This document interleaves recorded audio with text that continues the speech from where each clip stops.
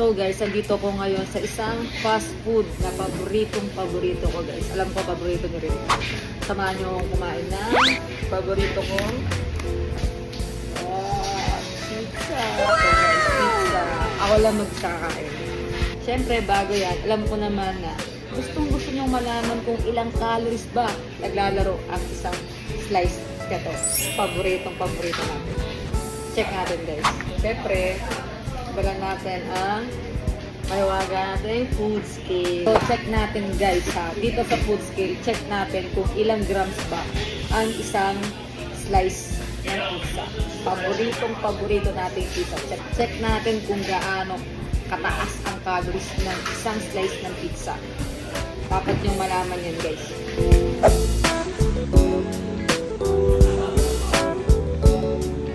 So yan guys, ang isang slice ng pizza, meat lover yan guys, meat lover. Yung flavor na itong pizza na to. Ito ay may 127 grams.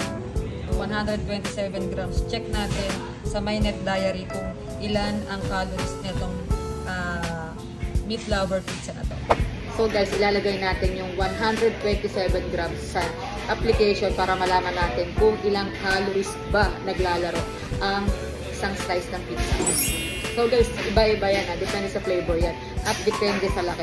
Pero check natin kung ilang calories pa maglalaro ang isang slice nitong paborito natin. Check natin. Ang 127 grams ay merong 289 calories. So guys, ang isang pirasong ganito, isang slice ng pizza, ay nasa 300 calories na. Sabi nyo guys, 300 calories. Samantalang nakakaubos tayo ng 2 hanggang 3 pizza. So, almost 1,000 yung kung sakali makaubos tayo nun.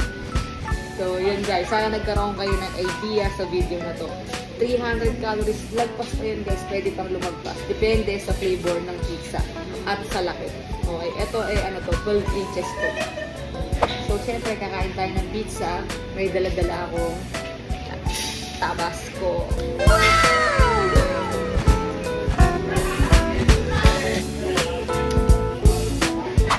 Guys, apple, Minute Maid, 315 ml, 83 calories.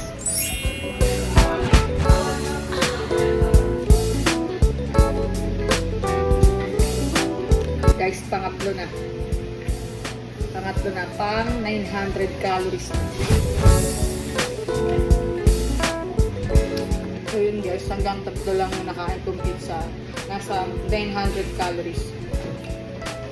Hindi ko na kaya. Yun lang guys, sana nagkaroon kayo ng idea sa video na to. Salamat.